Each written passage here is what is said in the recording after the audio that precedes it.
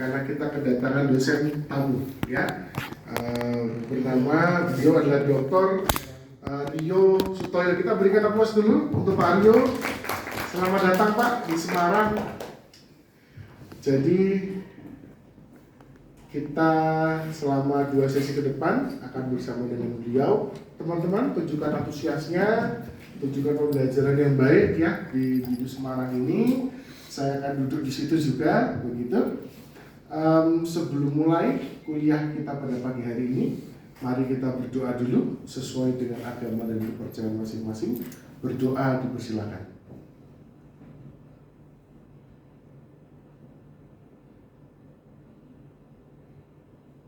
Selesai? Ya, terima kasih. Kita akan menunggu dulu persiapan. Untuk UTS, nilainya sudah keluar belum? Udah? Bagaimana nilainya? Regina? Di atas KKM. Nilainya? Batas SKM. Susu kental, manis, oh bukan. Lupa nama kamu siapa? Oh, Jaden. Jaden, bagaimana nilainya Jaden? Bagus ya? Amalan apa yang dibuat sehingga dapat bagus? Saya buat cicit sih Pak. Oh, buat cicit. Bantu belajar. Bantu belajar, cicit itu tidak dibawa ya, tidak boleh ya. Taka. Bagaimana nilainya UTS kemarin? Alhamdulillah bagus. Jadi amalan apa yang dibuat bisa dapat bagus? Doa orang tua. Dan doa luar biasa. Ya. Bagus, doa juga perlu. Walaupun kita sudah belajar machine learning, kita sudah belajar mesin bisa menghitung jauh lebih cepat daripada manusia, tapi tetap kita butuh doa. Bagaimana nilainya Mas? Mas siapa namanya? Gregory ya? Bagaimana nilainya? Bagus. Oh, ya. Ada tantangan nggak kemarin itu UTS? Ini sih Pak, lebih ke waktu aja sih kalau saya. Waktu ya, betul. Apa tuh waktu? Saya kayak expect yang nomor terakhir yang boarding itu nggak lama gitu Pak. Saya expect-nya tuh kayak mungkin 40 menit pun selesai itu. Dan itu pun banyak yang nggak maksimal, Bram. Karena modeling saja tapi tidak ada analisis itu saya kasih nilai nggak sampai 30%. Manusia itu yang penting analisis. Ya, kenapa? Karena sekarang modeling kita dibantu oleh AI. Kalau cuma ngoding aja nggak ada analisis, nggak ada pembahasan mendalam, kenapa hasilnya begitu, nggak bagus. Makanya yang lagi research method, ingat kalau udah selesai penelitian pun yang penting waktu masuk tulisan itu bukan nyeritain ngapain, tapi hasilnya apa dan kenapa hasilnya seperti itu, walaupun ada tebakan di situ. Ini Mas siapa namanya saya lupa. Jeremy udah submit ICIS ya? Tapi ICIS mundur loh, jadi 15 Juni ya. Itu panitianya memang penuh dengan manipulasi. manipulasi timeline ya. Wah sayang sekali apa bagian ini. Acceptance-nya 1 Juli, kamu harus tanya Pak Rizky memasukkan nilai itu deadline-nya kapan? Ya, semoga nggak sampai 1 Juli, karena 1 Juli baru acceptance. Kan kalau RM accepted langsung A ya teman-teman ya, sukses. Baik Pak Aryo bagaimana? Apakah sudah bisa? Ya, lagi disiapkan. Beliau pasti sudah punya banyak pengalaman teman-teman, bisa tanya-tanya ya, bukan hanya tentang metode yang dipelajari tapi terkait project machine learning ya, implementasi seperti apa nanti bisa ditanya ya ke Pak Aryo. Jadi memang teman-teman machine learning sama RM itu harusnya sejalan, tapi memang nggak selalu bisa sejalan ya, karena memang kelasnya berbeda. Belum lagi kalau satu tim ternyata terpisah kelas, betul ya? Nah itu nggak bisa sejalan ya, machine learning dengan research method. Ya, baik kita berikan aplaus sekali lagi untuk Pak Aryo. Ya, salam kenal semuanya.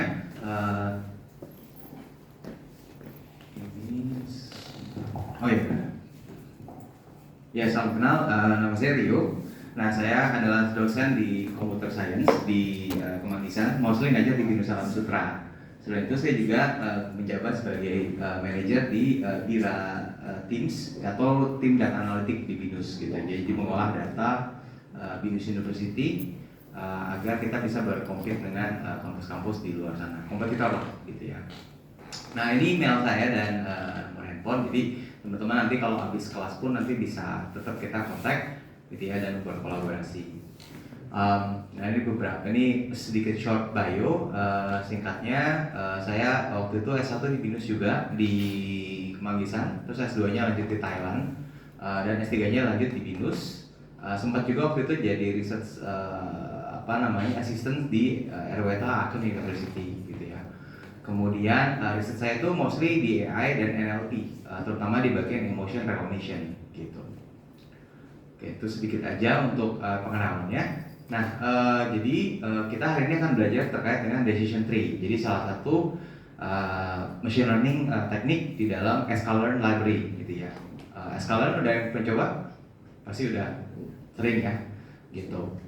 Nah, jadi decision tree itu sangat populer karena memang itulah bagaimana manusia itu bekerja ya. Biasanya kita mau memilih sesuatu kan ada dua pilihan ya, yes or no, kiri atau kanan, ya, stop atau jalan gitu ya, berhenti atau jalan.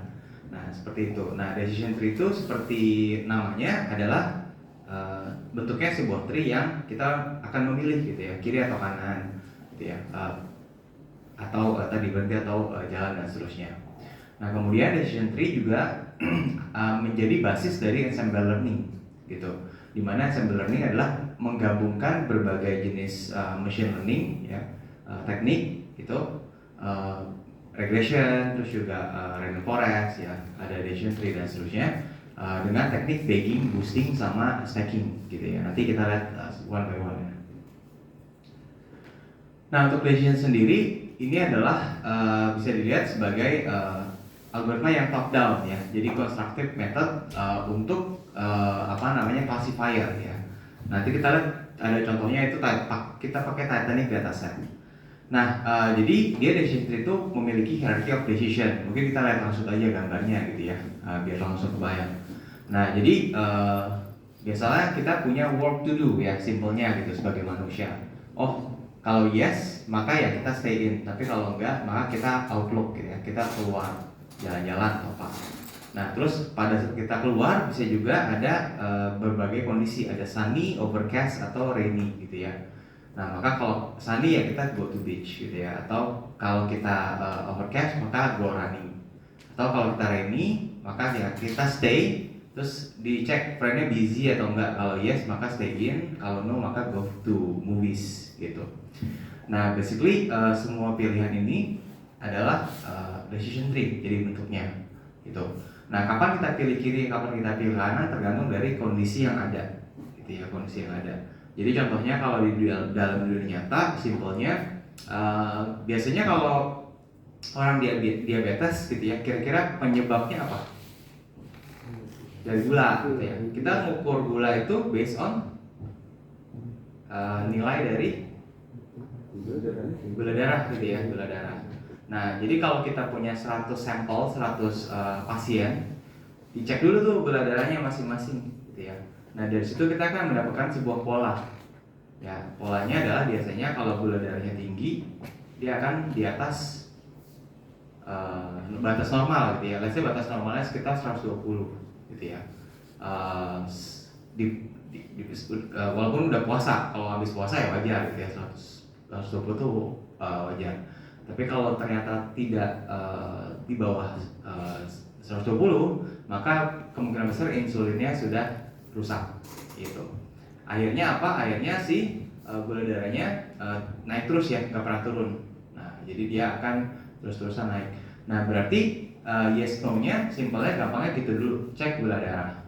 Kalau ternyata dia lebih kecil dari 120, maka ya udah berarti dia aman. Tapi kalau lebih besar dari 20, maka dia ada potensi untuk dia gula darah, diabetes. Nah, cuma kalau di diabetes itu kita nggak bisa ngetes hanya sekali. Jadi kita ngetes in a period of time biasanya. Ya harus 3 kali atau 5 kali berturut-turut baru kamu ada potensi gitu. Jadi one time medical check itu biasanya belum valid ya, itu hanya sebuah indikasi gitu.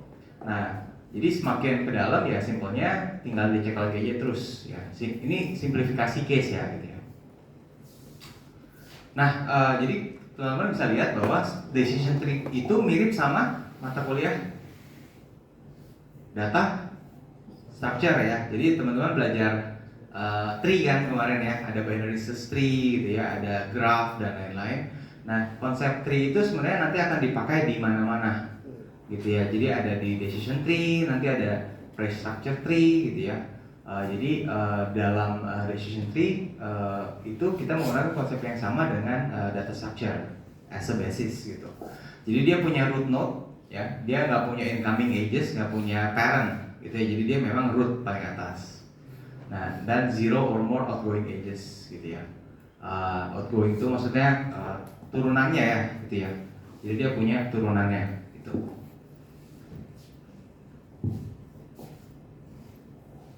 Nah, jadi root ya udah berarti paling atas. Nah, ini adalah sebuah root. Dia bisa kosong atau bisa memang ada outgoing. Outgoing itu ya udah ini outgoing gitu. Nah, terus dia punya internal of decision node ya. Jadi each of which has exactly one incoming edges and two or more outgoing edges. Jadi dia bisa punya decision. Nah, ini adalah decision 1, ini decision 2, ini decision 3 gitu. Nah, di sini adalah rules-nya gitu ya. Jadi misalnya gampangnya kalau ini kurang dari 120, misalnya ini tuh berarti 120 sampai 150, ini berarti lebih besar dari 150. Ya, jadi ada decision yang diambil, decision 1, 2 atau 3 based on kita sebutnya biasanya features atau matrix ya, atau sebuah angka ya gitu, bisa macam-macam atributnya.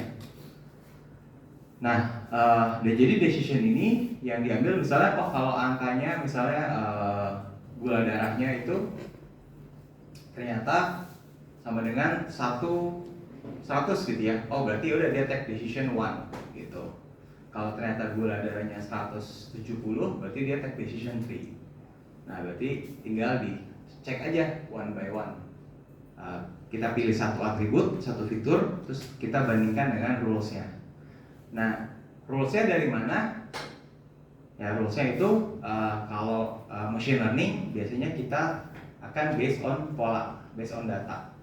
Ya, jadi ini itu nanti akan ada classification problem, gitu ya, yang memang adalah yang supervise.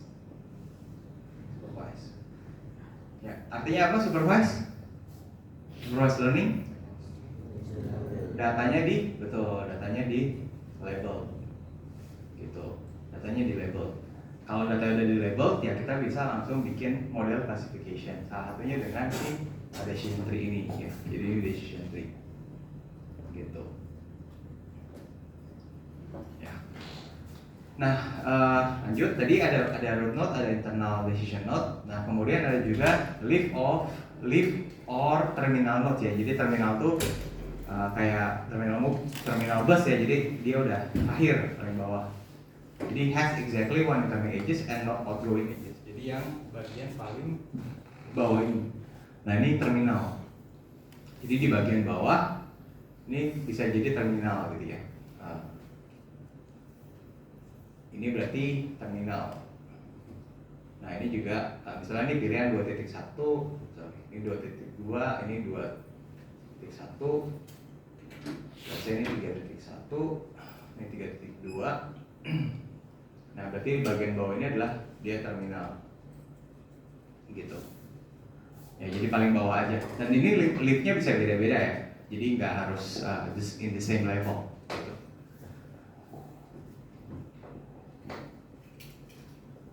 Oke, kemudian kemudian ada proses splitting. Jadi proses dividing node into multiple subnodes.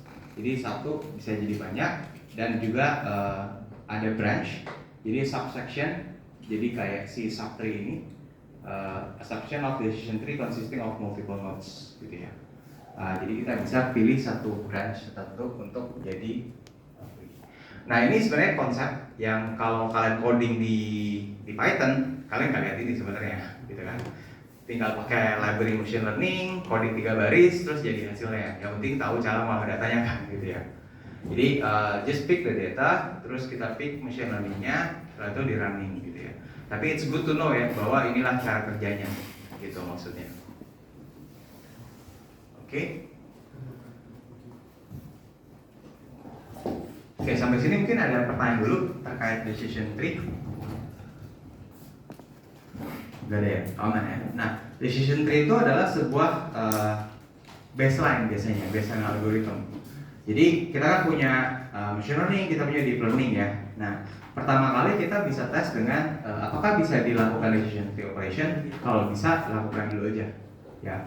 Jadi ini konsep yang paling simple gitu ya. Jadi kita lakukan aja gitu. Nah, kemudian ya ini contohnya lagi ya. Jadi setiap instance itu akan hold attribute value ya. Jadi ada masing-masing ada atributnya, ada value-nya yang akan dipilih gitu.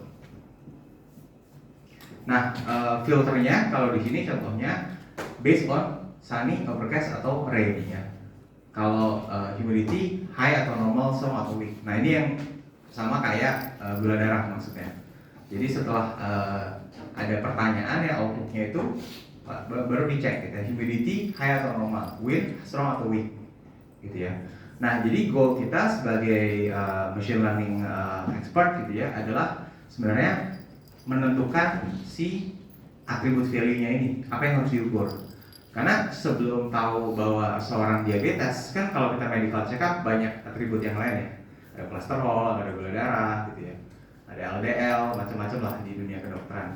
Tapi tahu dari mana nih bahwa ini adalah pengaruh dari si gula darah itu, pengaruh dari si diabetes gitu. Nah, jadi kita harus pick atributnya tadi. Kalau ini disebutnya atribut value ya. Atribut value. Nah, jadi kita harus tahu mengukur ataupun memilih atributnya gitu ya. Oke, nah jadi simpelnya kalau di flowkan apa sih prediksi dari sebuah nilai? Bagaimana kita mengetahui mahasiswa yang nilainya bagus? Apakah dari absensi? Apakah dari jam belajar? Gitu ya. Kira-kira kita menentukannya gimana? Gitu. Bagaimana menilai kesuksesan seseorang? Nah, jadi kita harus cari tahu dong parameternya apa sih, gitu ya. Pemikirannya seperti apa, gitu. Rutinitas dia tiap hari. Nah, terlalu banyak variabel. Nah, jadi kita tetap harus memilih salah satu variabel, terus kita ukur apakah memang ini menjadi faktor suksesan, gitu. Nah, itu adalah si atribut dari si decision tree. Nah, sebenarnya atribut ini tuh nanti akan dipakai untuk semua algoritma sih, enggak hanya decision tree. Jadi yang lain juga sama.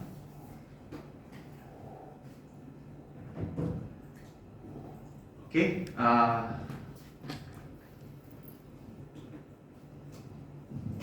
Nah, jadi mungkin aku bentar ya.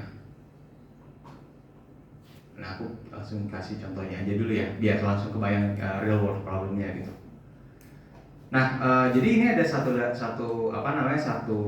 dataset namanya Titanic dataset. Ini mungkin teman-teman pernah tahu juga ya bahwa ada film juga Titanic ya. Di tahun 1912 ada 2000 passenger gitu ya, dan ternyata 1500-nya meninggal pada saat tragedi tersebut gitu. Nah, dataset Titanic ini dibuat dalam bentuk Excel nih. Jadi passengernya ada sekitar 2000-an, 1500-nya meninggal. Pertanyaan adalah siapa yang hidup dan siapa yang meninggal di dalam peristiwa Titanic ini gitu ya. Nah, jadi goalnya adalah kalau kita buat sebuah model gitu ya, kita bisa memprediksi apakah si seseorang itu akan survive atau enggak di Titanic ship gitu. Kalau misalnya kita datang dengan umur, jadi kita punya beberapa atribut ya, ada kita tiket kelasnya berapa, kita umurnya berapa, gender kita male atau female dan seterusnya, apakah kita akan survive or not. Nah, kita bisa bikin model prediksinya gitu. Nah, jadi ini salah satu ilustrasinya. Nah, jadi kita bisa lihat bahwa ilustrasi ini tuh menunjukkan bagaimana machine learning ini bekerja gitu ya.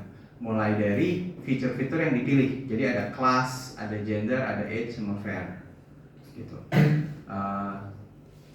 Nah menurut teman-teman mungkin sebelum masuk ke sini kira-kira yang paling nih ya bisa dipelajari lah gambarnya ya. Yang paling menentukan apa dalam proses ini kalau dilihat yang paling menentukan tingkat keselamatan dari si penumpangnya.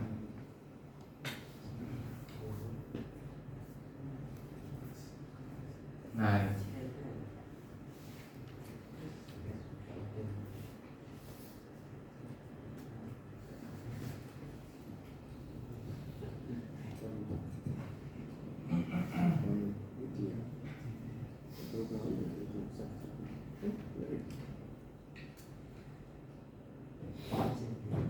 yang menentukan apa kira-kira?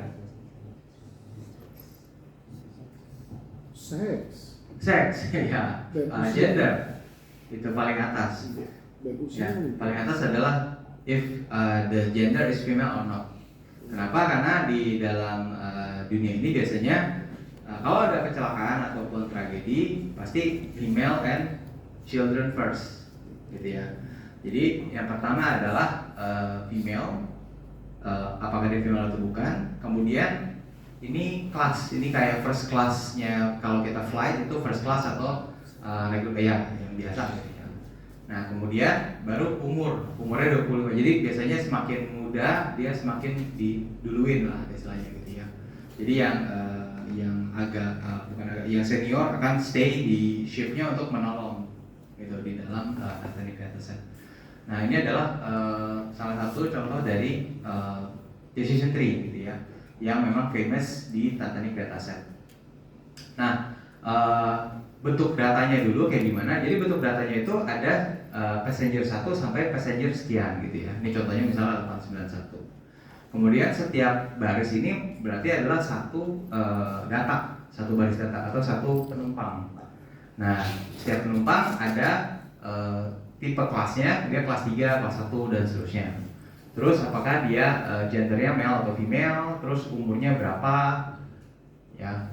Kemudian fare-nya yang dia bayar, kemudian juga dia survive atau tidak gitu. Nah, dari level data ini, dari si kelas classified ini, itu kemudian kita pilih feature-nya yang kita mau gunakan gitu ya.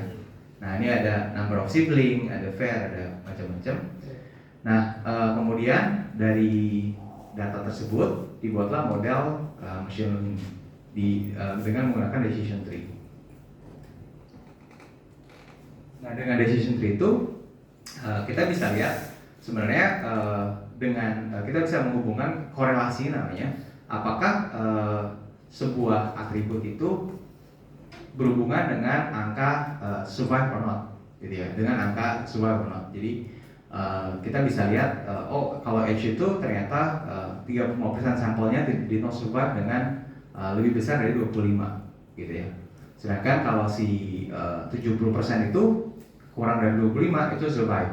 Artinya lebih besar dari 25 itu lebih berkorelasi dengan survive ya. Sedangkan kalau dia lebih besar dari 25 dia tidak berkorelasi dengan level survive-nya. Nah, jadi setiap atribut ini yang tadi yang si gula darah dan lain-lain itu kita bisa hitung korelasinya dengan label yang kita inginkan gitu, apakah yes or no dan lain-lain. Again, hal ini bisa dengan menggunakan Python gitu ya. Jadi you doesn't have to be too deep in mathematics. Jadi memang kita bisa cek korelasi. Biasanya dilakukan pada saat kita melakukan namanya itu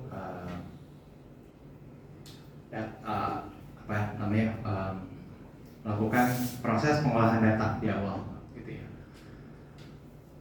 Oke, semoga kebayang. Nah, setelah kita dapat modelnya, kemudian seandainya ada penumpang baru gitu ya. Jadi ada new passenger di sini dengan gender male, kemudian di kelasnya 3, age-nya 28 dan fare-nya 75. Nah, kemungkinan besar predicted outcome-nya adalah did not survive gitu ya. Kenapa? Karena if-nya is male-nya no, Terus P kelasnya itu no, kemudian expire-nya kurang dari 8 yes. Nah jadi kalau dilihat dia akan ke kanan, no, terus juga dia akan ke kanan, dan dia akan ke kurang dari 8. Jadi ke, oh ini kayak kebalik nih, ini harusnya no, ini yes gitu ya. Ini harusnya no, ini no, ini yes gitu. Jadi dia harusnya did not survive gitu.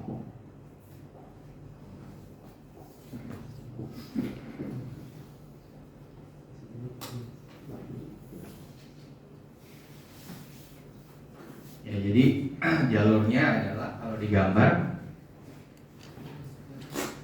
dia ke sini, kemudian dia ke sini, kemudian dia ke sini, sehingga dia akan dapat yang did not survive gitu. Nah kalau ada satu jalur baru, ya misalnya ada satu passenger baru lagi, di mana dia adalah female, ya berarti yes gitu ya. Nah berarti kita udah ambil jalur yang sebelah kiri. Nah kalau ternyata P class-nya adalah 1, jadi P kelasnya si kelas passenger adalah 1, berarti udah ini bisa dipastikan dia adalah yes, survive gitu ya. P kelas 1, maka dia survive gitu. Jadi itu adalah bagaimana si decision tree itu bekerja. Oke, sampai sini ada pertanyaan dulu soal decision tree.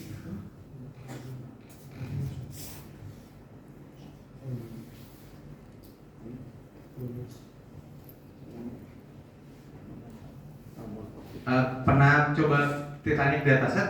Pernah lihat atau cobain? Oh belum ya. Nah coba di play around aja. Itu seru. Ini kayak semacam introduction-nya untuk machine learning gitu ya di Titanic dataset. Udah pernah nonton filmnya belum? Belum.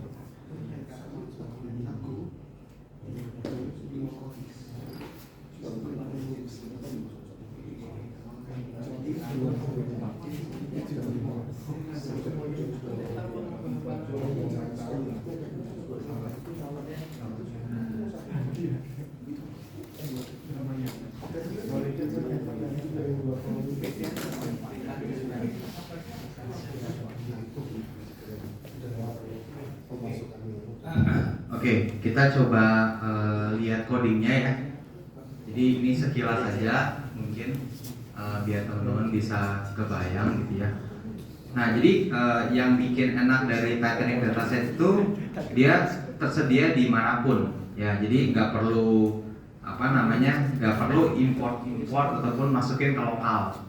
Jadi paling enak itu kalau coding tinggal masukin 2 baris, datasetnya tersedia gitu ya.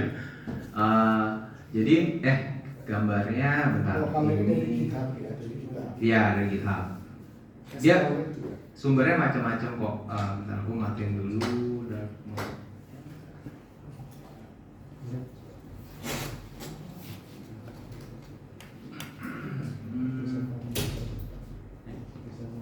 Bentar ya, saya ganti J ke white dulu.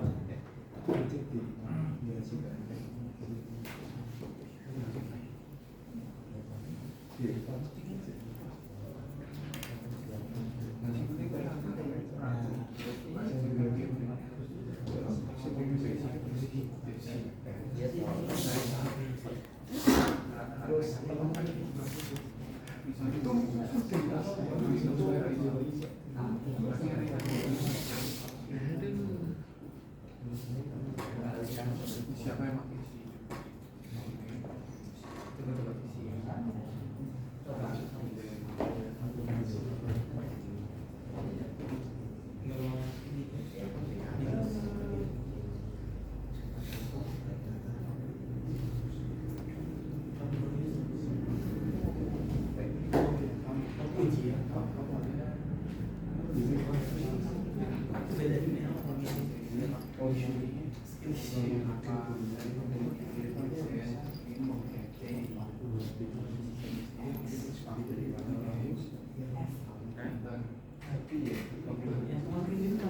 Oke, lebih kelihatan ya tadi backgroundnya hitam, sekarang udah dibuat putih. Nah, so ini kita coba explore codingnya ya. Ini singkat aja. Nah, jadi pertama kita perlu import Panda sama Matplotlib ya untuk menampung datasetnya gitu ya ke dalam Panda version. Nah, jadi enaknya apa tadi balik lagi? Enaknya di Titanic Dataset dia itu simple, sudah cukup bersih ya, udah cukup rapi dan bisa di-download di mana-mana karena sudah banyak banget yang pakai gitu ya. Nah, kemudian kita lihat dulu berapa datanya nih ya. Jadi kalau misalnya kita run bagian ini,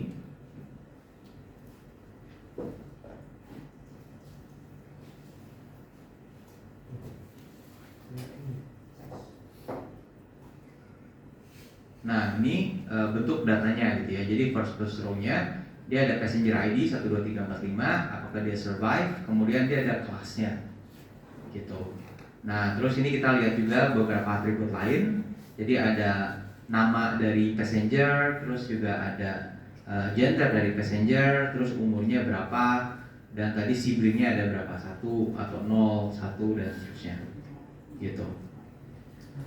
Nah, kemudian ada juga sama ini juga passenger ya. Jadi ini sebenarnya sama baris 0 sampai 5, 0 sampai 4 itu maksudnya adalah passenger 1 sampai 5 gitu. Nah, kemudian ya ini ada tiketnya, kemudian ada fare-nya dia, ada kabinnya duduk di mana sama embark dari mana gitu. Nah, kalau kita lihat data shape-nya ini ada 891, artinya ada 891 baris.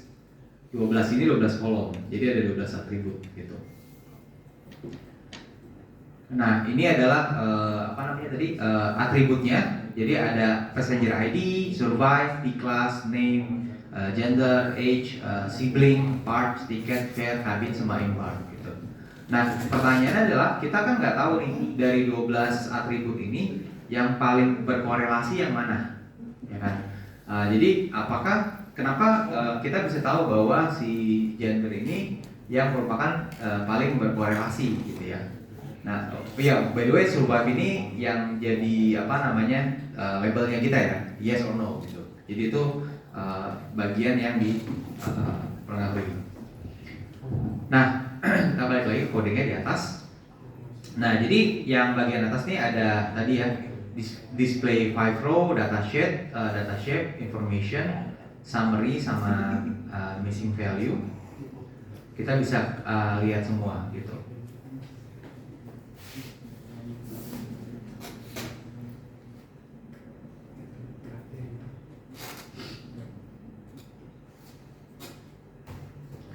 Oke, nah kemudian ini kita bisa cek juga statistical summary ya. Jadi apakah ada data null, apakah ada data kosong. Jadi kita bisa kelihatan standarnya, basic value. Nah ini missing value-nya gitu ya. Jadi ternyata ada di Edge ada 117 missing value. Jadi data setnya nggak bersih ya. Jadi kalau kita download di bagian misalnya kita download CSV-nya ya. Jadi kita bisa cek CSV-nya.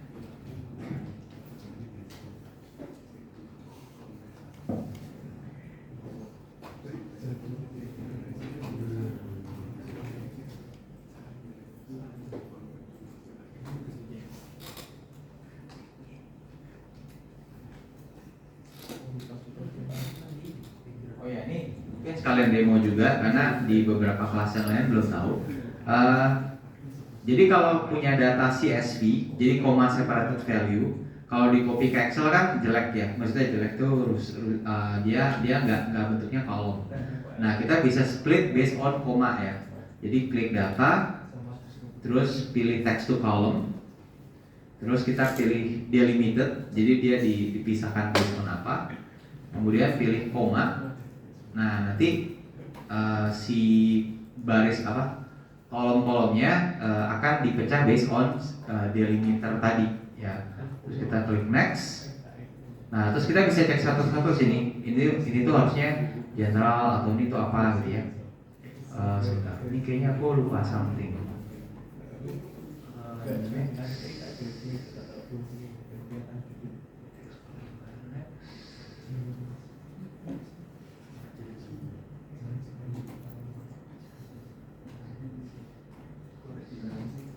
Oh ya benar-benar. Ya tinggal di finish, anggaplah benar semua. So aku tinggal Ctrl A. Nah terus kita bisa insert pivot. Tapi sebelum pivot ini dulu deh, kasih lihat dulu. Nah ini kita bisa lihat tadi datasetnya yang bentuknya koma-koma, yang bentuknya kayak begini gitu ya, yang bentuknya kayak begini. Nah kita bisa tadi convert menjadi table gitu ya, dalam Excel kayak gini, convert table kayak gitu. Ya caranya tadi pakai data terus text to column ya, gitu. Itu untuk mengkonvert data CSV. Nah tadi balik lagi kenapa kita buka ini, karena kita mau membuktikan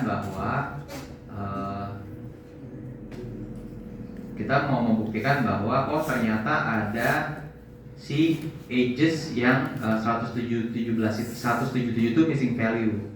Nah, tapi kan sebelum masuk ke coding ya kita bisa juga lihat Excel-nya gitu kan ya. Misalnya kamu dapat dataset dari Kaggle. Dari Kaggle nih, ini kan Titanic kan nggak mungkin dipakai buat skripsi kan. Maksudnya ini udah kemana? Ya udah gitu. Semua orang pakai. Tapi banyak nanti dataset banyak dari Kaggle, dari mana-mana. Terus kamu mau ngecek secara cepat gitu ya. Oh ya udah bisa tadi tuh download CSV-nya, kita ubah ke mana, ke Excel. Nah terus kita pakai pivot. Jadi kita pakai pivot, insert, terus pivot table. Nah di sini kita bisa lihat aja misalnya di berapa banyak yang female sama male gitu ya. Nah terus tadi ada age-nya. Kalau kita pilih di sini, nah ini langsung kelihatan nih distribusi dari si age-nya gitu ya. Dan ternyata memang ada yang blank nih ya. Di sini ada yang blank sekian gitu. Nah, jadi kita bisa tahu distribusi dari angkanya. Atau kita mau ubah jadi column juga bisa, cuma ini kurang rapi aja gitu ya. Gitu. Atau jadi filter langsung kelihatan juga berapa sih yang bakal blank. Ini adalah blank. Nah, terus datanya juga kalau dilihat ini agak aneh karena ada 0,42, 0,92. Nah data ini sebenarnya harusnya di clean, jadi dibuang karena umur kan dibuang ataupun dinaikin gitu ya. Karena umur kan biasanya dalam bentuk angka gitu. Oke, tadi mau ngecek apakah nolnya sama, coba kita lihat. Jadi misalnya blank yang kita klik. Nah ini ada 117 yang blank gitu ya, yang nol totalnya. Dengan 53 emailnya itu nggak ada umurnya, maksudnya datanya missing sama mailnya 124 gitu ya. Oke, kurang lebih itu buat pengenalannya. Nah kemudian di sini kita cek dulu label utamanya. Ternyata dari sekian banyak ya, survive-nya itu 549, 342 ya, totalnya itu 800 sekian. Nah kemudian ini survival ini bentuk distribusinya. Nah ini namanya tuh, oh ya saya baru ingat tadi, namanya itu proses ini namanya EDA ya, EDA bahasa kerennya, atau exploratory data analysis gitu ya. Jadi exploratory data analysis hanya menentukan apakah datanya bagus, datanya labelnya cukup, labelnya lengkap ya, fiturnya ada banyak. Jadi menentukan apakah sebuah dataset itu bisa dipakai untuk proses machine learning ataupun deep learning nantinya gitu. Jadi nggak semua dataset yang tersedia di internet bisa dipakai ya buat machine learning ya. Jadi harus dilakukan namanya EDA gitu. Jadi nanti kalau kamu buat suatu report dalam tugas ataupun nanti skripsi, proses exploratory data analysis itu kayak proses yang hanya sifatnya itu deskriptif, menjelaskan gitu ya. Oh, labelnya distribusinya gimana ya? Survive gitu ya. Terus kalau misalnya memang labelnya sentiment analysis, positif negatif berapa gitu ya. Jadi tidak menjudge tapi hanya mendeskripsikan dulu. Nah, inilah yang kamu report nantinya ke supervisor gitu ya, ke komisi. Ya. Jadi ini Pak proses exploratory data saya. Nanti kan ada banyak nih, ada data 1, data 2, data 3 gitu ya. Nanti kamu cek mana data yang paling bagus dan yang paling cocok gitu untuk nanti proses kamu masuk ke machine learning. Kenapa? Karena jangan sampai bikin machine learningnya bagus, udah bikin machine learning ternyata akurasinya tuh cuman misalnya di bawah dari 60 lah. Kenapa? Karena ya datasetnya jelek gitu ya. Ingat garbage in, garbage out ya. Jadi kalau sampahnya masuk ke machine learning, berarti keluarnya juga sampah gitu bilangnya. Jadi prosesnya itu namanya EDA singkatannya. Nah, jadi sampai bawah itu cuma ngejelasin terkait dengan data-datanya aja gitu ya. Jadi survive non survive, kemudian ada survive non survive based on female sama male. Oh ternyata male ini banyak kan non survive gitu ya. Jadi siap-siap para pria ya. Ya jokesnya kereta ya. Jokesnya kereta ya gitu ya. Itu harusnya ya tidak menjadi komennya harusnya nggak gitu. But that happens kalau dalam misalnya ada kebakaran atau apa ya, biasa kan cowok yang standby ya. Kita harus menyelamatkan anak kecil dan wanita dulu. But that's gentleman lah ya bilangnya ya gitu ya. Oke, nah ini kalau based on gender, terus ini based on passenger class gitu ya. Jadi ternyata yang satu kan yang survive, yang nol kan yang tidak survive. Nah ternyata si passenger kelas 3 ya, kelas yang paling terakhir itu 372 not survive. Baik kasat mata aja kita udah bisa lihat kan sebenarnya kan. Oh ternyata si passenger yang fare-nya kecil gitu ya, ini lebih banyak not survive-nya gitu ya. Nah jadi skill ini sebenarnya bukan hanya ini kan sebenarnya kan jalur data itu ada 3 ya. Ada data, kalau mau jadi orang data kan ada data analis ya, ada data engineers, sama ada data scientist gitu ya. Nah jadi biasanya yang melakukan deskriptifnya adalah data analis tadi yang diinfokan juga sama Pak Pak Fedor, Pak siapa tadi namanya? Pak Vence, oh ya. Pak Vence, kita harus bisa analisis data, gitu ya. Nah, jangan sampai jadi data scientist yang Pak saya masukin ke Python jadi machine learning terus udah selesai gitu ya. Ini hasilnya gitu. Nah, sebenarnya kita bisa melihat pola dari tanpa adanya scientist ya. Kita bisa melihat pola dulu. Kan langsung kelihatan nih, oh ini kayaknya ini nih yang menjadi salah satu hal yang penyebab salah satu korelasi yang harus diperhatikan gitu ya. Kemudian ada age distribution. Ini yang tadi jadi pakai histogram ya. Kemudian ada fair-nya, fair distribution ini ada harganya. Nah, terus ini yang penting. Jadi ada namanya korelasi matrix correlation. Nah, jadi kalau kita lihat yang correlation matrix gitu ya, antara yang survive.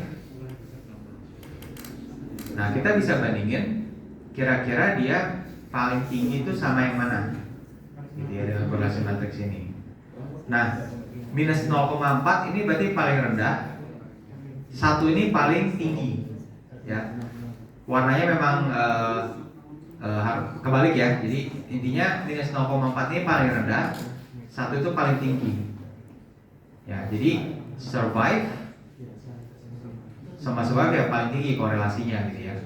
Nah, survive nih aku zoom dikit dulu deh, zoom out. Nah, oke, bisa open image deh.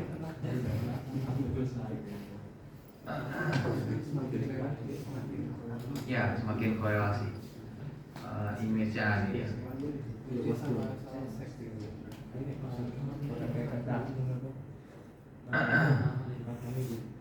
Nah, jadi semakin dia angka 1 berarti dia semakin bagus. Ya, semakin angka 1 dia semakin bagus.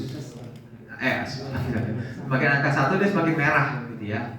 Nah, kalau gitu tinggal dilihat aja si survey ini dia paling related sama apa gitu ya. Nah, ternyata dia paling related sama si gender gitu ya. Nah, gender itu juga paling ini kebalikannya ya, ini sama ini gitu ya. Ini sama ini. Jadi ini sebenarnya sama, ini cuma mirroring gitu. Nah, jadi di sini yang paling gak related adalah B-class, terus paling related adalah gender. Nah, terus ages juga ada di sini, gitu ya. Oke. Nah, codingnya gimana? Ya kita lihat codingnya. Kan tadi kan untuk melakukan ini gimana?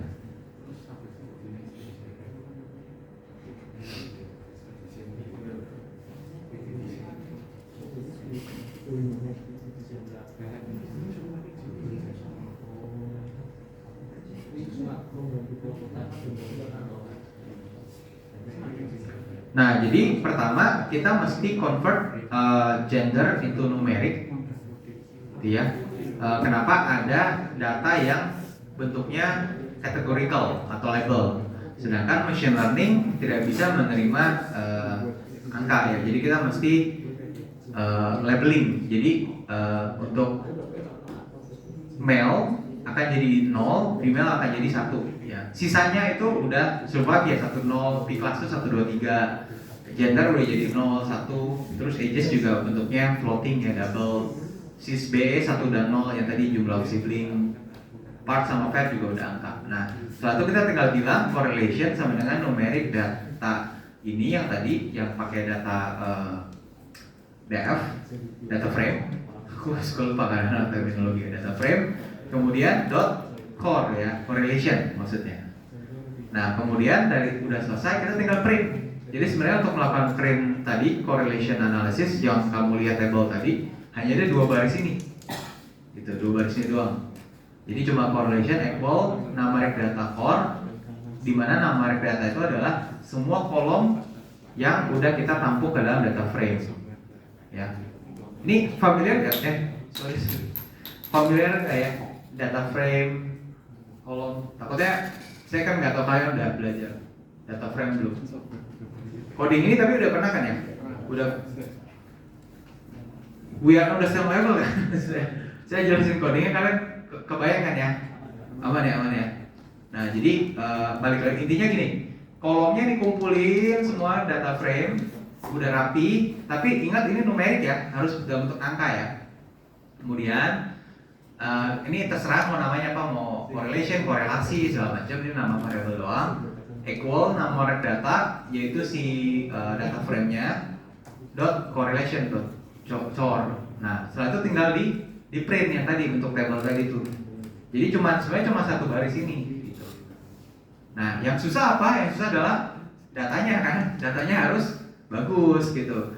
Yang bolongnya dikit, yang datanya lengkap, rapi gitu ya.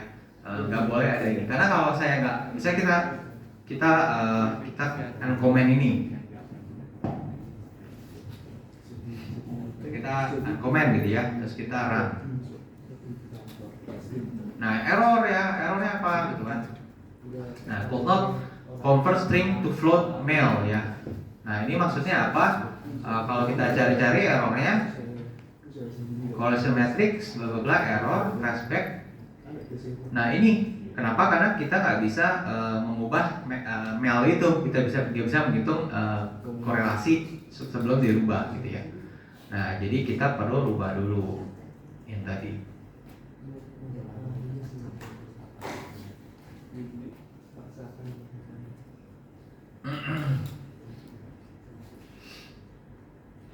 Oke, jadi itu correlation matrix. Correlation matrixnya.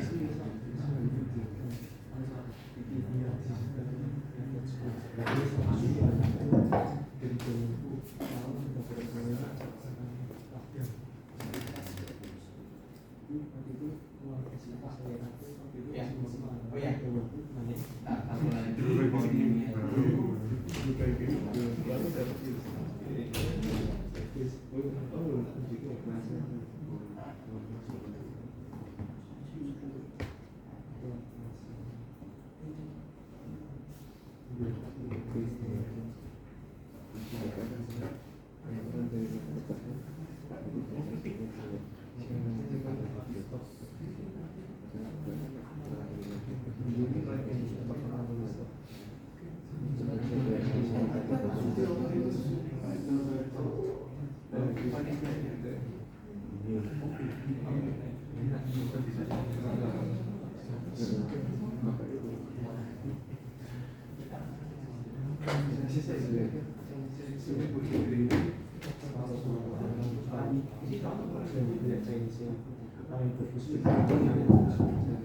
Oke, kita lanjut lagi ya. Nah, kalau tadi kita udah melakukan EDA dan correlation analysis, berarti kita udah bisa, let's say, oke, dataset Titanicnya bagus gitu ya, sudah selesai. Nah, kita sekarang melakukan decision tree classification with using Titanic dataset, gitu ya. Nah, import library masih sama. Ini yang atas ini buat nampung variable, nampung kolomnya, sama buat plotting, buat figur. Nah, kemudian ini baru nih library-nya kita. Ya, ini library Sklearn gitu ya. Jadi Sklearn model selection, import trend. Ya, ini saya mau baca lah ya. Tapi intinya kita mau pakai decision tree classifier gitu. Nanti kalau logistic regression ya berarti import logistic regression dan seterusnya. Nah, terus sama kita ambil datasetnya, kemudian kita coba baca datasetnya dulu. Ini tuh buat mastiin aja bahwa datasetnya memang terbaca, ada gitu ya. Jadi kita biasanya run dulu ini.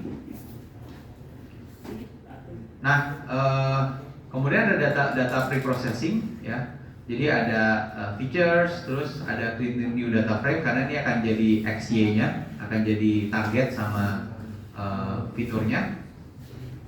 Kemudian tadi kan edges itu ada yang missing value kan ya, teman-teman ingat kan ya, di bagian atas tuh kita bisa lihat berapa sih missing value dari ini. Oh ternyata age-nya ada 177, HB-nya ada 687 dan embark-nya 2. Nah si ini perlu di filling up gitu ya. Jadi kalau kita lihat ke bawah, nah jadi kita bisa handle missing value dengan cara kita pakai median. gitu ya. Jadi kita pakai median, semua angka yang missing itu kita taruh median. Kira-kira berapa? Kenapa? Karena kalau enggak ya kita nggak akan bisa pakai fitur si H ini gitu. Nah, jadi sebenarnya dari EDA ini nanti akan ada ini berantakan banget ya. Tapi intinya, jadi konsepnya itu biasa bilangnya pipeline ya. Pipeline-nya adalah di dalam machine learning adalah dia pertama kan tadi load dataset. Nah kemudian kita melakukan exploratory data analysis. Nah kemudian ini ada data namanya data apa sebutnya? Habis itu processing ya. Nah ini yang salah satunya adalah data cleaning, terus missing handle, ya, incomplete data gitu ya. Terus remove outlier dan seterusnya gitu ya, macam-macam. Nah setelah itu baru ada feature selection.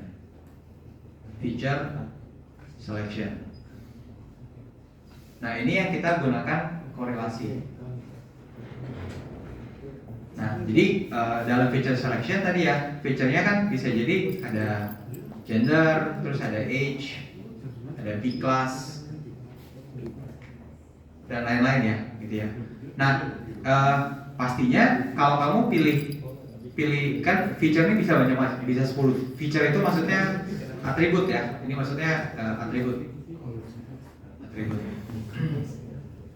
Nah kalau kita bisa pilih feature yang udah memang berkorelasi tinggi, maka kita tidak perlu untuk meminta mesinnya untuk yang memilih gitu ya.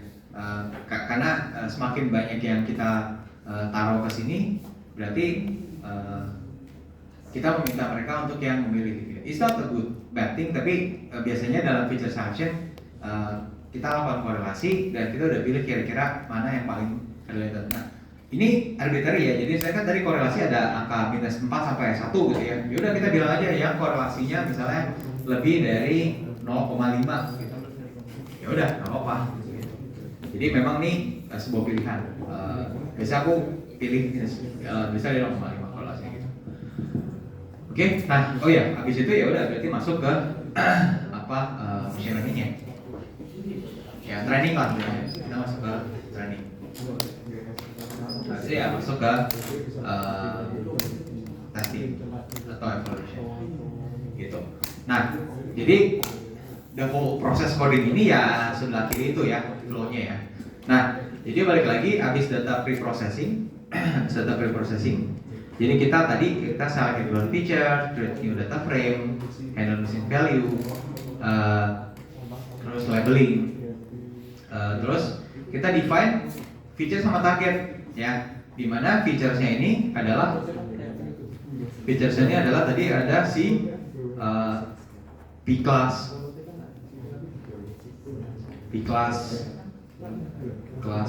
terus ada sex, gender, ada age dan seterusnya. Nah ini yang kita sebut dengan tadi select important feature ya. Taunya dari mana? Taunya dari Taunya dari mana? Dari si hilang.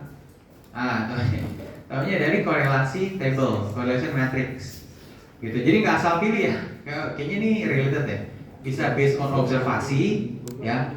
Observasi itu maksudnya yang bagian atas ini. Oh kelihatan nih yang bukan yang bawah. Kelihatan nih female tuh male itu gender non supervised tinggi banget gitu ya. Nah, maka kita pilih gitu. Nah, tapi bisa juga based on lihat korelasi gitu ya, correlation table.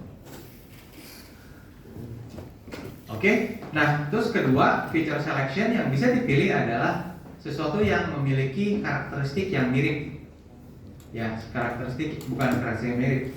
Jadi misalnya kita based on sesuatu, misalnya based on nama orang gitu ya, untuk di Titanic dataset. Kan dia ada nama kan, nama kan nggak kepilih. Nah, nama ini tidak sebuah label yang tidak dimiliki oleh, kemungkinan besar kita namanya beda-beda kan gitu ya. Nah, pasti impactnya ke korelasi dikit gitu.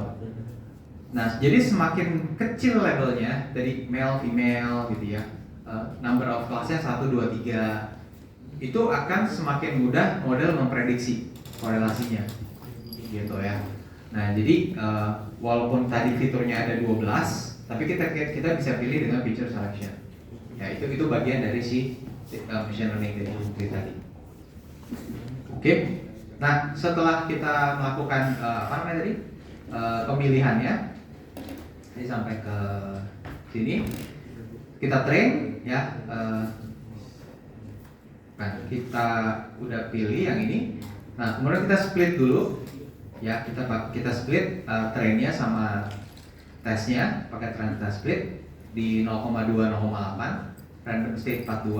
Ini bebas ya, bisa angka berapapun. Kemudian kita pakai decision tree classifier ya, dengan creationnya Gini gitu ya. Ini memang bisa dibaca di tutorial Escalon-nya, ada penjelasannya. Tapi kita bisa juga pakai entropy.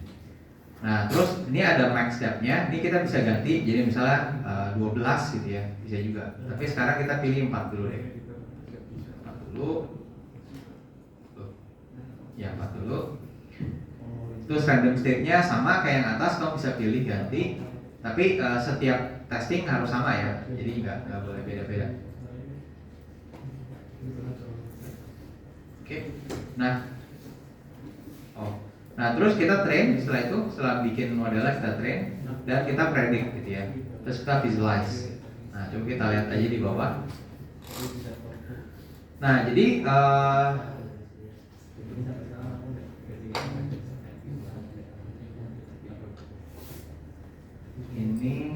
nah ini dia. Nah, ini tuh coding untuk yang hasil akurasinya, dan ini classification reportnya, gitu ya, untuk masing-masing. Jadi model kita tuh menghasilkan 0,798 akurasi, gitu ya. Dan ini decision tree yang memang kita bisa lihat based on atributnya, gitu ya. Jadi ini apakah gendernya kurang dari 0,5 ya, female or male, itu true or false. Jadi ya, terus dia di baris kedua dia lihat setelah gender dia lihat age, kemudian di sini lihat sibling sama B class, terus dia pilih lagi sebenarnya bisa age juga gitu ya dalam prosesnya.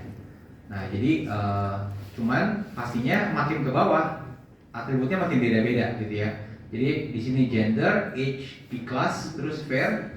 Kalau yang sebelah kiri gender, age, sibling, baru age gitu ya. Jadi memang harus seperti itu.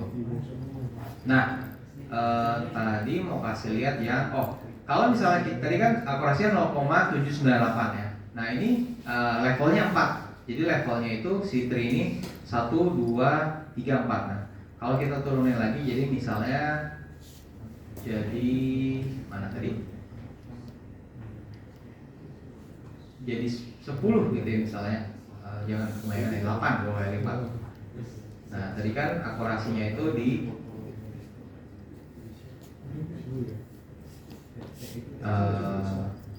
0,79 ya, sekitaran.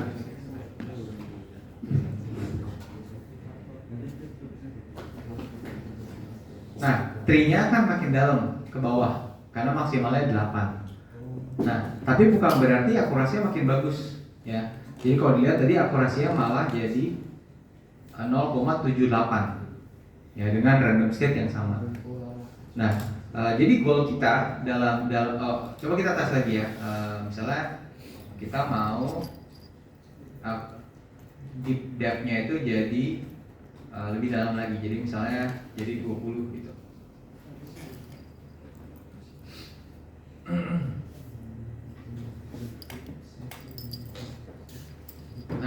makin dalam dia makin lama ya. Ini nggak langsung keluar. Nah, kayak gini. Jadi dia kedalamannya 20. Beberapa ada yang lebih dalam, beberapa udah mati di tengah-tengah gitu ya.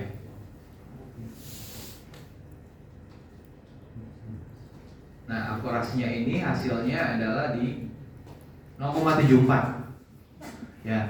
Jadi dari 0,79 ke 0,78 ke 0,74. Jadi kedalaman dari sebuah tree itu bukan berarti meningkatnya akurasi gitu ya. Malah kebalikannya gitu. Nah, sekarang coba kalau gitu kita lihatnya 3 aja. Siapa tahu lebih bagus. Ya. Tadi kan 4 0,79. Kalau 3 berapa?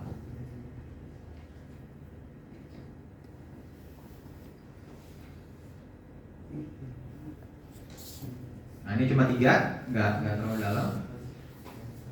Akurasinya 0,798 ya. Ternyata nggak beda jauh dengan si kedalaman 4. Nah, pertanyaannya adalah kalau gitu the most efficient kedalaman berapa dong? Apakah 4, 5, 6, 7, 8? Berarti kita mesti ganti satu-satu terus kita run satu kan ya? Ya, betul. Nah, maka di dalam proses sebelum training kita ada yang namanya sebutannya apa bahasanya? Bukan itu. Biasanya kan tekniknya tuh codingnya Pythonnya kan namanya hyperparameter tuning.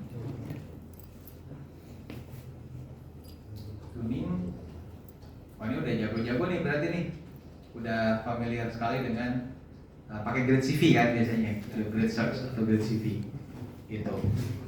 Jadi memang dalam prosesnya si pipeline machine learning itu ada yang bisa dihilangin, ada yang bisa memang wajib ada ya. Kayak grade search ini ya setelah kita training kita lakukan grade search, baru nanti dibalik lagi ke training lagi. Jadi dia terus-terusan dilakukan gitu ya. Oke.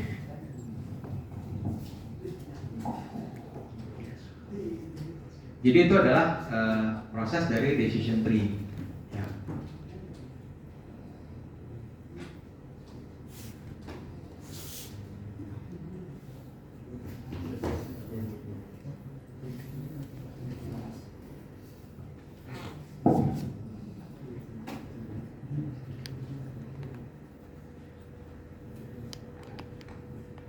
Oke, sebelum nanti aja habis tapi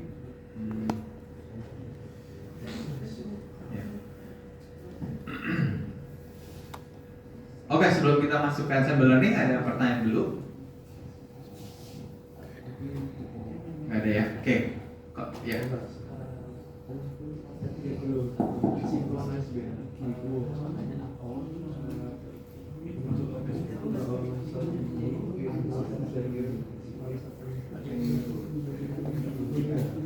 Secara keseluruhan kalau di split itu biasanya benar-benar sebelum training.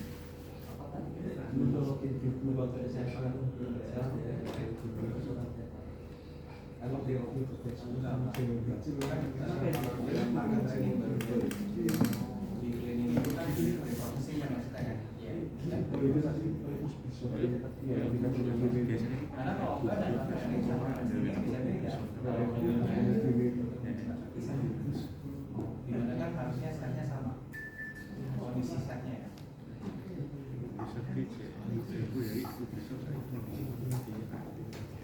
Oke, sebelum saya masuk ke assembly learning, mungkin teman-teman udah mungkin tanya gini. Selain decision tree, ada machine learning apa lagi yang teman-teman tahu? Any kind of regression ya, logistik, terus juga ada linear dan segala macam.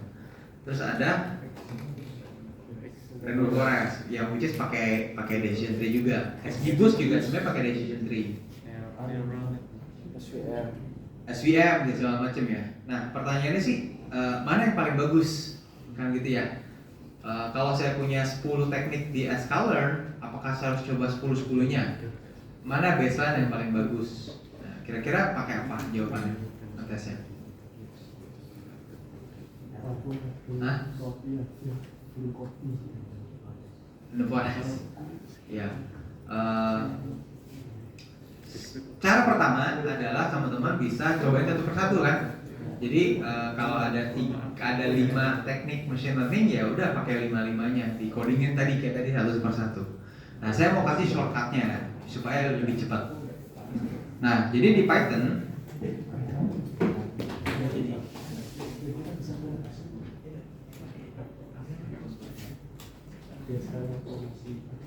itu ada satu package namanya lazy predict. Ya, lazy predict. So yang namanya dia itu membuat prediksi jadi lebih mudah. Jadi ada 40 built-in machine learning model. Nah, jadi sekali kamu sampai ke data pre-processing, terus feature selection, kan kamu udah lempar siap lempar dan split ya. Data splitting kamu udah siap lempar ke machine learning model. Pertanyaannya ada banyak gitu ya. Lempar satu-satu kan capek. Nah, jadi di library Lazy Predict dia ada 40 built-in machine model.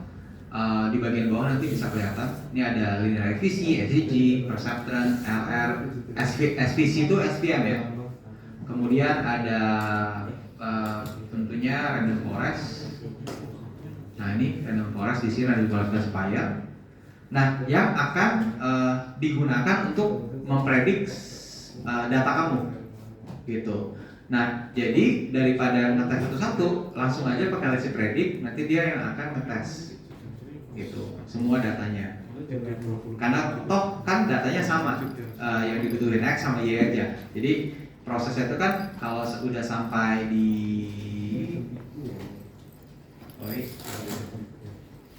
susah. Bentar ya.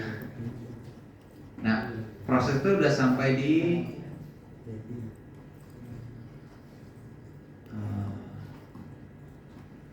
sampai sini ya. Kalau udah sampai sini kan kita udah siapin datanya buat dilempar. Nah yang terjadi kan ini kita mesti buat satu persatu kan. Kalau ada 4 model buatin satu persatu ya 4 model atau 5 model. Terus baru kita lempar X train sama Y train. Nah dibandingkan bikin satu-satu kita bisa pakai library Lazy Predict gitu. Jadi angka si X tadi sama Y tadi akan langsung dilempar ke semua 40 model ini gitu. Nah ini caranya. Jadi kurang lebih sama gitu ya. Jadi ada lazy supervised, lazy regression. Jadi sama persis XY-nya kalau kita lempar ke lazy regression itu, terus muncul modelnya. Gitu.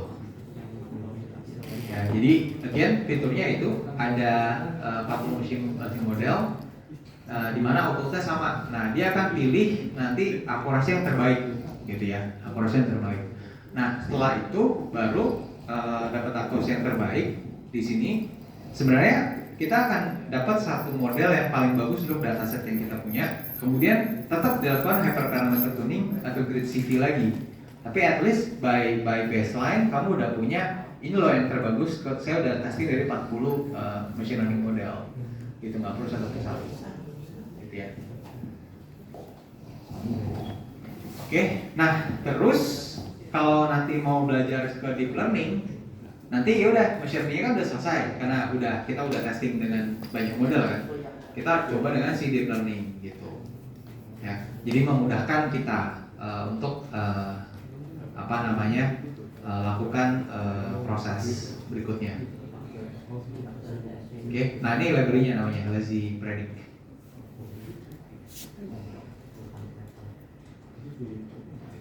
Oke ya. Nah sekarang lanjut ke ensemble learning ya. Habis ini kita break dulu sebelum nanti lanjut ke clustering ya. Oke, nah jadi kalau tadi kita memilih salah satu dari teknik machine learning yang terbaik, kalau ensemble learning ini kita akan menggabungkan beberapa machine learning teknik untuk mendapatkan model yang bagus ya. Jadi in ensemble method we are combining model to ensemble ya, kayak Avenger ensemble kalau itu. Ini ensemble such that the ensemble has a better performance than individual model on average gitu ya. Nah nanti akan ada 3 cara untuk ensemble. Ada voting, jadi ada tiga model, terus tiga modelnya akan voting, ya. Nah, kemudian ada juga boosting, ya, sama stacking. Ya, nanti kita lihat one by one bedanya apa.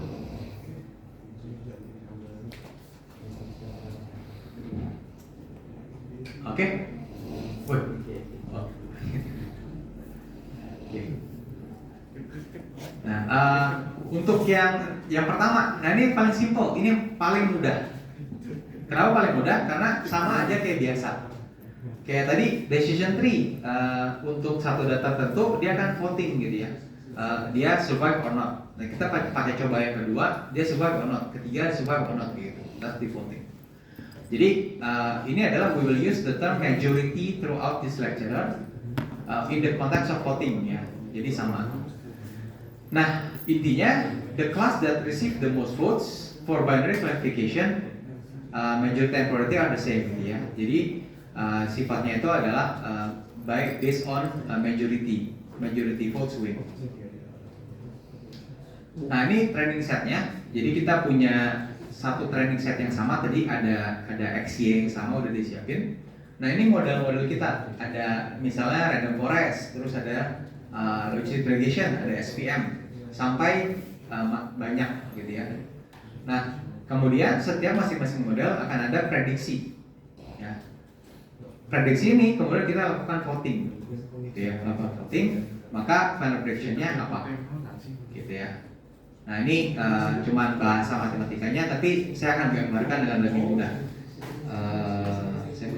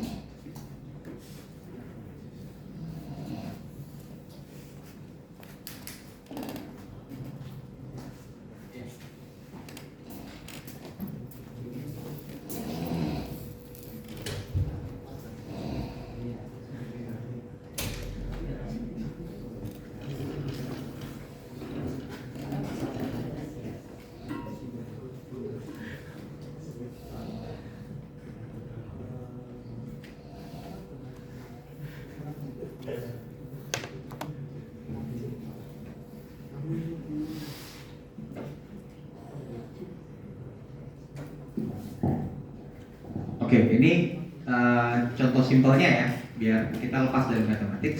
Intinya, misalnya kita punya banyak baris data, gitu ya. Nah, row 1, row 2, row 3 dan seterusnya gitu ya.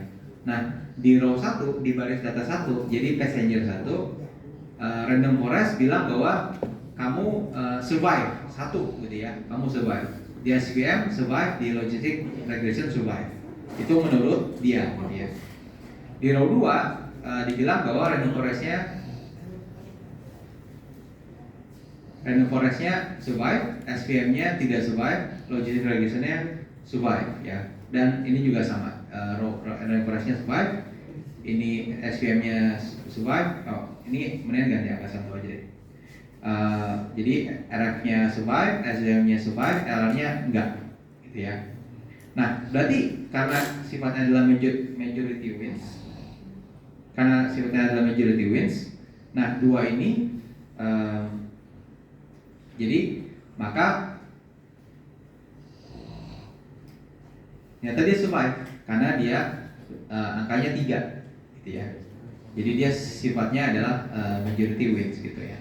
Jadi dia akan ambil angka yang menang gitu. Nah, jadi ini tuh kalau dihitung ini kan survive-nya ya.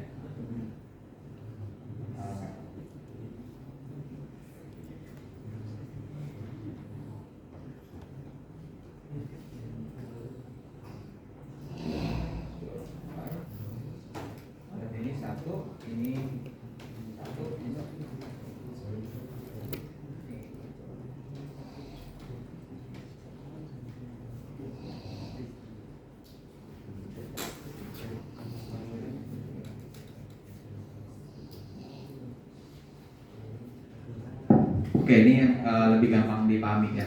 Nah, jadi kalau baris 1, karena votes-nya semua 1, udah pasti 1 dong. Karena semua votes-nya 1, gitu ya. Nah, di baris kedua, karena yang ngevote satunya ada 2 orang, sedangkan yang nolnya ada 1, maka survivnya 1.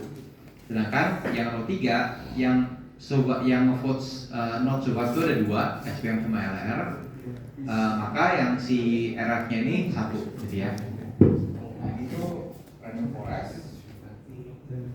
Itu logistik regression.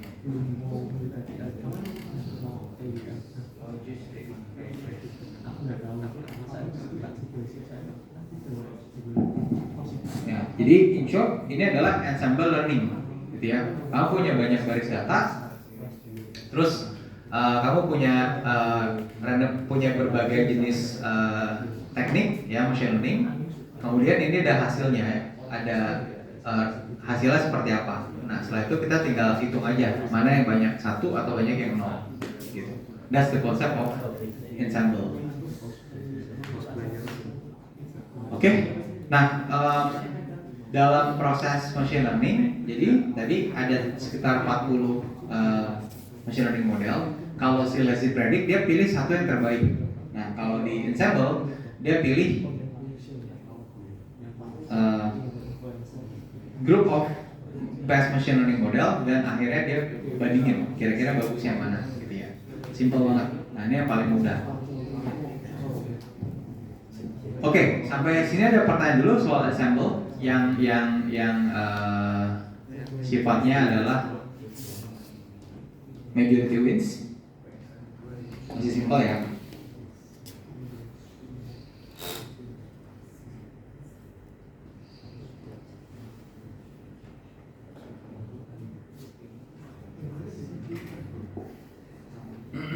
Nah ini aku ini tutup aja. Nah ini Beijing ya.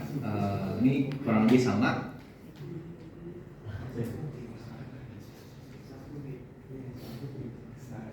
Ya udah. Ini sama.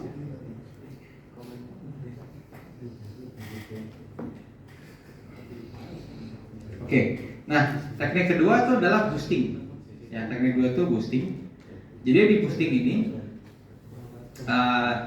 boosting ini tuh bedanya apa sama si tadi apa namanya Beijing. Jadi di boosting itu adalah sebuah iteratif proses ya. Nah simpelnya pada saat kita melakukan testing ya, pada saat kita melakukan testing, misalnya akurasinya adalah 80%, akurasi 80%. Berarti ini tuh ada 80% data correctly predicted gitu ya. Nah, berarti ada 20% yang salah gitu ya. Ini incorrectly predicted. Nah, karena 80% sudah benar, berarti si machine learning model yang pertama dianggap sudah valid untuk data 80% ini. Ya. 20% ini gimana dok? Nah 20% ini di training lagi. Nah itu pakai teknik boosting. Jadi si boosting ini akan ada iterasi gitu ya. Nah jadi dia akan mencek misclassification-nya aja, gitu ya. Nah jadi ada dua approach, adaptive sama gradient. Jadi bagaimana weight-nya itu diupdate sama classifier di combine. Tapi secara konsepnya dulu bedanya dengan yang Beijing adalah kalau Beijing tadi kan voting, ya. Kalau si boosting itu, jadi kalau udah benar udah biarin aja. Jadi dataset ini tuh testingnya itu, jadi misalnya di sini ada 100 rows ya. Berarti 80 ini udah benar nih. Nah 20-nya ini kan belum.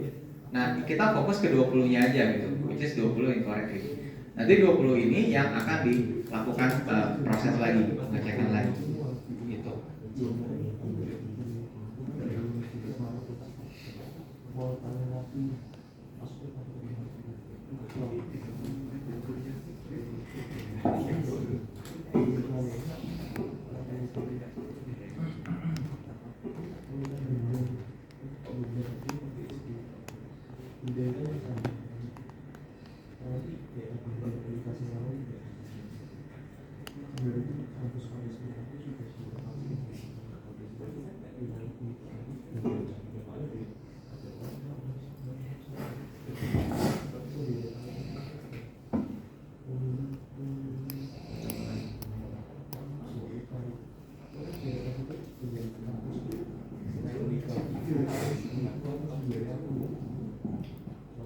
Oke, nah ini ilustrasinya, ya. Jadi ini ilustrasinya. Jadi balik lagi, ini adalah sebuah iteratif proses. Jadi di sini ada tiga, ya, ada tiga proses yang dilakukan. Proses yang pertama itu kita melakukan decision boundaries, ya. Jadi di sini ada dua survive or not, gitu ya, survive or not. Nah, si metode pertama dia akan bikin boundariesnya di sini. Dia kan bikin boundariesnya di sini. Yang kedua dia bikin boundariesnya di sebelah kiri. Nah, di ketiga dia bikin boundariesnya di atas. Nah, hasil akhirnya adalah kita bisa correctly identify boundaries yang sesuai. Simpelnya gitu. Ya, simpelnya seperti itu. Nah, jadi di dalam decision boundary yang pertama, we capture some of the things that we want, ya, yang biru ini, tapi kita gagal mengidentifikasi tiga hal, ya, itu false. Decision yang kedua, kita berhasil menangkap si merah, tapi gagal menangkap merah yang lainnya di bagian kanan, gitu ya. Jadi ini nangkap yang biru benar, tapi yang ini gagal. Terus kita nangkap yang merah, tapi yang merah tiga ini gagal. Nah, bagian yang atas, yang decision boundary yang atas, we capture majority, ya, we capture the most majority merah dan majority biru, ya, with the right balance, ya. Nah, itu didapat dari masing-masing. Nah, hasilnya adalah dari setiap decision boundary kita akan update weight-nya, gitu ya. Again, this is just illustration. Nanti pada saat coding sebenarnya nggak sekompleks ini gitu. You doesn't have to think gimana caranya Pak, gitu ya. Nanti cuma beberapa line of code selesai gitu istilahnya. Beberapa googling and prompting selesai. But ini underline-nya gitu ya, underline-nya. Jadi nggak usah terlalu dipusingin gambarnya segala macam. Intinya ini cara boosting itu bekerja. Dia akan men-capture step by step data yang kita mau, ya. Ini data yang biru, ini data yang merah, ini data majority, gitu ya. Again, biru, merah, majority. Nah, dari situ dia akan mengupdate weight-nya sesuai dengan hasil training masing-masing. Kemudian dikombine menjadi ensemble method ini. Jadi di sini kita bisa dapat merah sendiri, biru sendiri, dan majority di atas dan di bawah, gitu ya. Nah, dimana kalau kita pakai satu metode, ini kan satu metode, ini satu metode, itu nggak bisa mengcapture that boundaries, gitu ya. Jadi terlalu kasar ya, gitu. Sedangkan di sini kita lebih bisa menggabungkan semuanya sehingga menjadi benar. Ya, so that's boosting. Nah, yang terakhir, ya ini nanti logikanya, ini matematikanya lah gitu ya. Cuman ini kita nggak belajar ini. Jadi pada saat di Python-nya itu beberapa level aja. Nah, terakhir stacking, ya. Jadi stacking ini yang paling susah, ya, yang paling susah. Kenapa? Karena dia akan mengcombine metadata model, ya. Jadi pada saat kita melakukan proses stacking itu sifatnya paralel. Kalau tadi kan serial, sequence, ya. Kalau ini dalam satu training set yang sama, modelnya itu akan dilakukan bersama di dalam lakukan bareng-bareng, ya. Jadi model A, model B, model C akan di running paralel. Nah, setelah itu dia akan membuat satu training dataset baru. Nah, caranya gimana? Hasil dari model masing-masing ini akan membentuk satu kolom baru. Membentuk kolom baru. Kolomnya adalah dia survive or not survive. Jadi mirip sama ensemble yang pertama, si bagging. Kemudian dia punya kolom baru, jadi akan membentuk satu training set yang baru lagi. Nah, training dataset baru ini baru dilempar ke training sekali lagi untuk mendapatkan meta model sehingga menjadi dapat final prediction gitu.